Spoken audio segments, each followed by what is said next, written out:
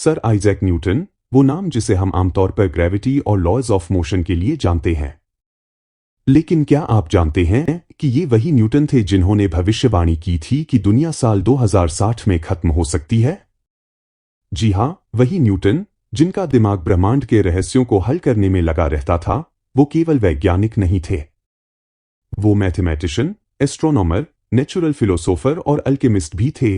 एक ऐसा व्यक्ति जिसने ज्ञान को किसी दायरे में नहीं बांधा। और इसी खोज की भूख में उन्होंने एक दिन एक चिट्ठी के ऊपर कुछ गणनाएं करते हुए लिख डाला कि दुनिया साल 2060 में खत्म हो सकती है। आजकल के वैज्ञानिक धर्म और विज्ञान को अलग रखते हैं, लेकिन न्यूटन उन लोगों में थे जो धर्म और विज्ञान को एक साथ मिलाकर देखते थे। वो एक प्रोटेस्टेंट ईसाई थे और बाइबल के बुक ऑफ रिविलेशन को पूरी गंभीरता से पढ़ते थे।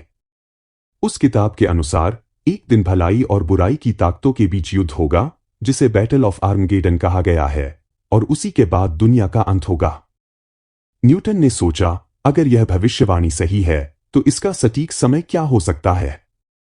उन्होंने ध्यान से बाइबल के रिविलेशन चैप्टर 11 को पढ़ा, जहां 1260 दिन का जिक्र था। अब न्यूटन ने उन 1260 दिनों को सालों की तरह देखा, और उन्होंने यह अनुमान लगाया कि ये समय वही था जब ईसाई धर्म में भ्रष्टाचार शुरू हुआ, यानी जब असली चर्च से भटकाव हुआ। और इस भटकाव की शुरुआत हुई साल 800 एडी में, जब होली रोमन एम्पायर की स्थापना हुई। अब 800 में अगर 1260 जोड़े तो क्या आता है? 2060। दिलचस्प बात यह है कि न्यूटन ने यह भविष्यवाणी करने कैलकुलस का इस्तेमाल नहीं किया, जो उन्होंने खुद ही इजाद किया था, बल्कि उन्होंने साधारण अंकगणित का इस्तेमाल किया, जो एक बच्चा भी कर सके। उन्होंने लिखा 1260 दिन यानी 3.5 साल, और इन दिनों को यदि वर्षों के रूप में लें और इसकी शुरुआत 800 एडी से माने, तो यह अवधि 2060 में खत्म होती है। हो सकता है अंत उससे आगे हो, लेकिन इससे पहले होने का कोई कारण मुझे नहीं दिखता।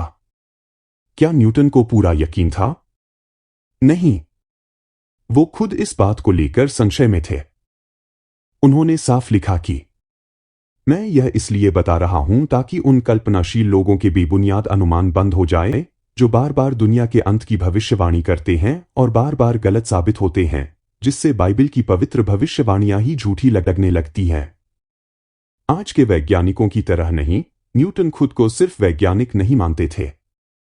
वो नेचुरल फिलोसोफर थे, ऐसे विद्वान जो प्राकृतिक विज्ञान, धर्म, ईश्वर और यहां तक कि अल्कीमी और ज्योतिष को भी ज्ञान का हिस्सा मानते थे।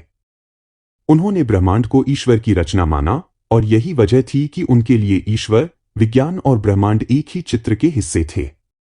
तो क्या 2060 में सचमुच दुनिया खत्म हो जाएगी? न्यूटन का जवाब साफ था, शायद नहीं। लेकिन उससे पहले नहीं।